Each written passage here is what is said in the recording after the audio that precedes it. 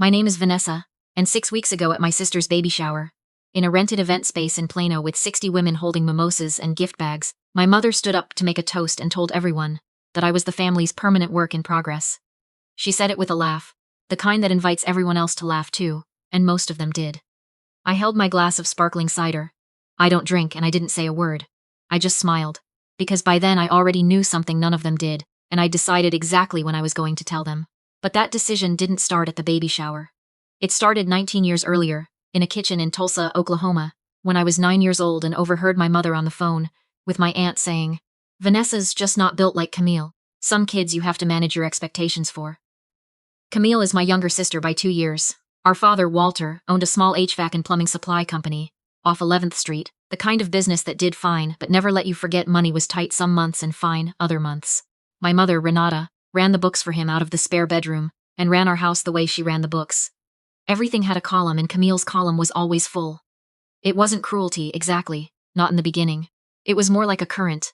Camille was effortless, pretty in the easy, photogenic way that made strangers compliment her in grocery stores, good at softball, good at making adults laugh. I was quieter. I read a lot. I asked a lot of questions nobody wanted to answer at the dinner table, like why we had to go to my grandmother's every single Sunday, or why Dad's shop truck kept breaking down. My mother called me intense. She didn't mean it as a compliment. When I was 12, Camille got a horse. Not a full horse, technically. Half-leased, boarded at a stable 40 minutes outside Tulsa, with lessons twice a week. I remember asking if I could take art classes at the community center, which cost $40 a month. My mother told me money was tight that year. The horse cost $320 a month. I did that math myself, sitting at the kitchen table with the stable's brochure I wasn't supposed to have looked at. By the time I was 14, I'd mostly stopped asking for things. I got good at being self-sufficient in a way that looked like maturity, but was really just learned silence. I babysat for the Hendersons down the street starting at 13, lied about my age to start working at a frozen yogurt shop at 15. And by 16 I had a system. Save 80% of everything, spend the rest on nothing anyone would notice. My father wasn't cruel either. He was just tired, and tired men in our family didn't intervene. They just went quiet and let the current keep moving the way it was already moving. I loved him anyway. I still do. He had this way of rubbing his jaw before he said something hard, and the night before I left for college he sat across from me at that same kitchen table, and rubbed his jaw and said, "I know it hasn't been even, baby girl. I see it. I just never knew how to fix it, without breaking something else." I didn't get a full ride, but I got a decent scholarship to Oklahoma State, and worked 25 hours a week on top of it. Front desk at a hotel near campus, then later tutoring high schoolers in algebra for $20 an hour. I studied finance because I liked that it was a subject with right answers, unlike my house. I graduated with almost no debt, which still feels like a small miracle I built with my own hands. I moved to Dallas the week after graduation with $1,100, a duffel bag, and a sublet in a part of Oak Cliff that my mother called not a place for a young woman to live alone, even though she'd never once driven down to see it.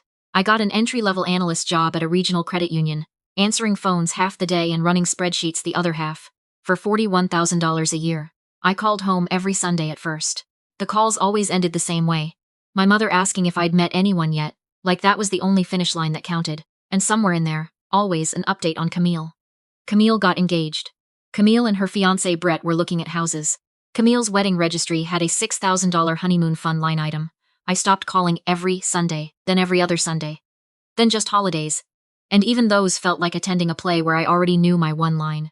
Here's the part I didn't tell anyone for years. The part that changed everything quietly while nobody was watching. At 23, I started taking weekend courses toward a real estate license. Not because I wanted to sell houses, but because I'd noticed something at the credit union. Small multifamily properties, 4-unit, 6-unit buildings, kept coming up in loan files, and the math on them made more sense to me than anything else I'd studied. I got licensed at 24. At 25, I used $18,000 I'd saved. Every cent, the kind of number that made my hands shake when I wired it, to put a down payment, with a partner I found through a local investing meetup, on a rundown fourplex in the Bishop Arts area before it had fully turned over. I didn't tell my family. Not because I was ashamed. Because I wasn't, not anymore. But because I'd learned, the hard way, what happened when this family found out you had something. They didn't celebrate it. They redistributed it. Attention, credit, expectation. All of it got pulled toward Camille like gravity. And anything I built got quietly absorbed into the explanation of why I was finally doing okay, instead of being its own thing. So I kept it separate. I formed a small LLC, Crestline Holdings, with a business attorney named Patricia Okafor, who I'd found through a referral, and who became, over the years, something closer to family than my actual family. Everything ran through Crestline's name. My personal social media stayed boring on purpose, just brunch photos and the occasional dog meme. If you searched my name, you found nothing. If you searched Crestline Holdings, you found a small, quiet, profitable property management and acquisitions company, with my name nowhere on the website. By 28, Crestline owned 6 properties outright and managed leasing for 4 more on behalf of other small investors.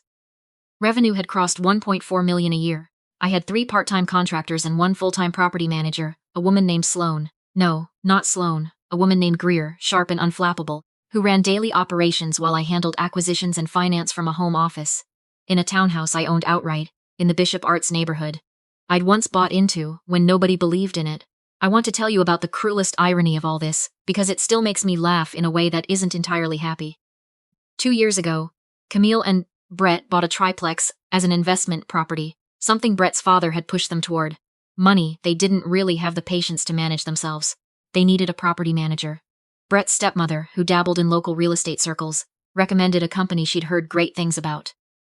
Crestline Holdings, Camille never knew. The inquiry came in through our general contact form, was routed to Greer, and Greer handled the onboarding the way she handled everyone's: professional, warm, thorough.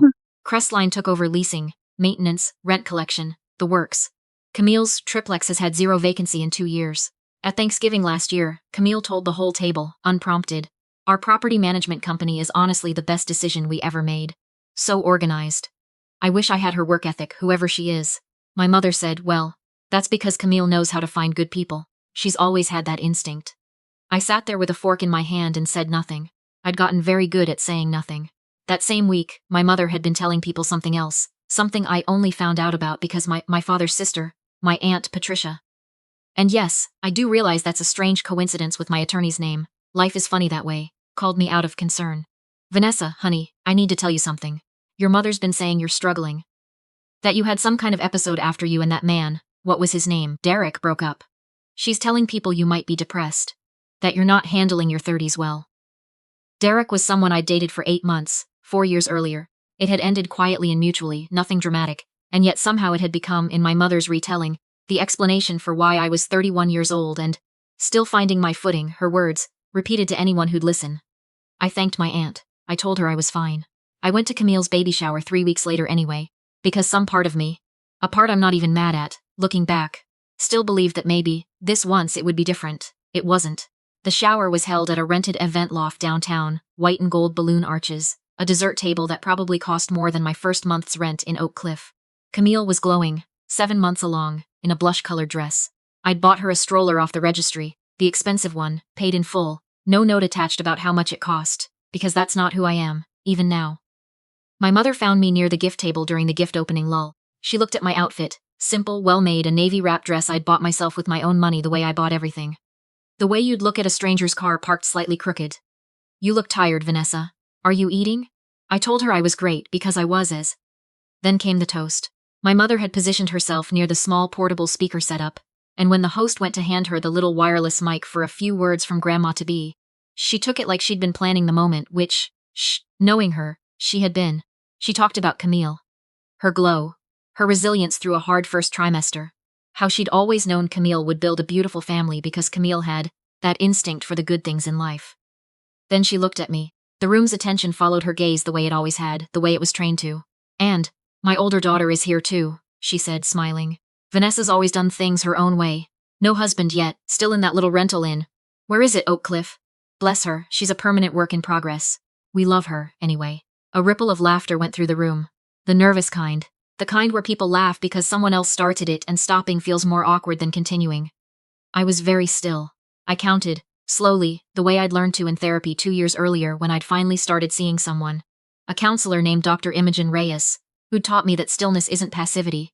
It's a choice you make on purpose. Then I stood up, walked to the small speaker setup, and picked up the second microphone the event coordinator had left on a side table for the games portion of the shower. The room quieted in that particular way rooms do when something is about to happen that nobody invited. "I'd like to say something too," I said. My voice didn't shake, and I want you to know that mattered to me more than almost anything else that day. "Camille, congratulations. I mean that completely. You're going to be a wonderful mother, and I love you." I looked at her. She looked confused, then a little afraid, the way you look at a sibling who's about to do something you can't take back. And since Mom brought up my little rental in Oak Cliff, I continued. I want to clear something up. That property management company that's been handling your triplex for the last 2 years, Camille. The one Brett's stepmother recommended, the one you told the whole table at Thanksgiving, was the best decision you ever made? That's mine. I own it. Crestline Holdings. It manages 11 properties across Dallas and brought in just over $1.4 million last year. Nobody made a sound. Not even the baby's father shifting in his seat. I didn't get a full scholarship to Oklahoma State, I said, looking at my mother now. I worked 25 hours a week through all 4 years because there wasn't money for me. There was money. There was money. There was a horse. I'm not saying that to be cruel. I'm saying it because I'm tired of being introduced as a work in progress when I've been finished building something for years. You just never asked to see it. I set the microphone down gently, because I'd promised myself, in the days I'd half imagined this moment, that whatever else happened, I wouldn't be the one who made a scene out of anger. I picked up my purse, told Camille again that I loved her, and that I'd call her later this week, and I walked out, my low heels quiet against the polished concrete floor of that rented loft. I sat in my car in the parking garage for almost 20 minutes before I started the engine, not crying, just breathing, slow and deliberate. The way you breathe after carrying something heavy. For so long you forgot your shoulders could feel any other way. If you've ever been the one your family quietly wrote off, while the math never quite added up. The one who got manage your expectations instead of a horse. The one whose hard work got absorbed into someone else's story. I see you. I read every comment. Tell me where you're watching from, or tell me your version of this. I want to know. Back to what happened, because the baby shower wasn't even the part that changed the most. 2 days later, Camille called me, crying, asking if it was true, asking why I'd never told her. I told her the truth, that I'd learned a long time ago that this family didn't celebrate things, it redistributed them, and I wasn't willing to hand mine over before I even knew if it would survive. She was quiet for a long time. Then she said, I had no idea, Vanessa. I feel sick that I sat there and said I wished I had her work ethic, not knowing it was you the whole time. We talked for almost 2 hours. It wasn't a magic fix. It's still not entirely fixed. But it was the most honest conversation we'd had since we were kids sharing a bedroom. My mother has not called me directly since the shower. Through my father, I've heard she's telling people I ambushed Camille's special day, that I planned it for attention. Maybe there's a version of this where I handled it more gently, somewhere private, over coffee instead of over a borrowed microphone at a baby shower. I've turned that over more than once since then. But here's what I keep coming back to. I spent 19 years trying to correct the story quietly. Through grades, through saving every dollar, through building something real without asking for credit. Quiet correction didn't work. Nobody reads quiet. So eventually, the truth had to be loud, just once, just enough to be heard over the laughter. There's one more thing. The part I found out about almost by accident, weeks after the shower, that still sits heavy with me even now. My father's mother, my grandmother Opal, passed away when I was 23. We were told her modest savings were split evenly between my father and his sister. I never had reason to question it, because why would I? My Aunt Patricia called me on a Tuesday evening in March, her voice careful in a way I'd never heard from her before. Vanessa, there's something I should have told you years ago. Your grandmother left you something separately before she passed. A note with the estate attorney, $12,000, specifically marked for your education. Your mother handled the correspondence when your father was recovering from his bypass surgery that year. I always assumed it had been passed along. I found out last month it wasn't. I called Patricia Okafor, my attorney, that same night. It took her firm 5 weeks and 2 formal letters to recover $9,800, the remainder after what had apparently already been spent from the joint account it had been quietly redirected into. The original estate attorney, an older man named Garrett Voss, who was nearing retirement, had kept meticulous records, the kind that don't lie even when people do. I didn't take my mother to court. I thought about it, more than once, in the angry early days after I found out. But anger is heavy, and I'd carried enough heavy things that weren't mine to carry. Instead, I donated the full $9,800 to a first-generation scholarship fund at Oklahoma State, in my grandmother Opal's name, the woman who apparently saw something in me that nobody closer ever bothered to look for. Camille and I talk most weeks now. It's not perfect. We're still figuring out what this version of our relationship looks like. But it's real in a way it never was before, and that counts for more than I expected it to. My father came to see my office 2 months ago, the first time anyone in my family had ever set foot in anything I'd built.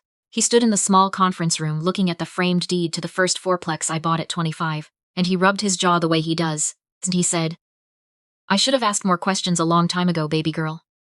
I told him it wasn't too late, to start. My mother and I haven't spoken since the shower. I'm not closing that door permanently. I'm just not chasing it open anymore either.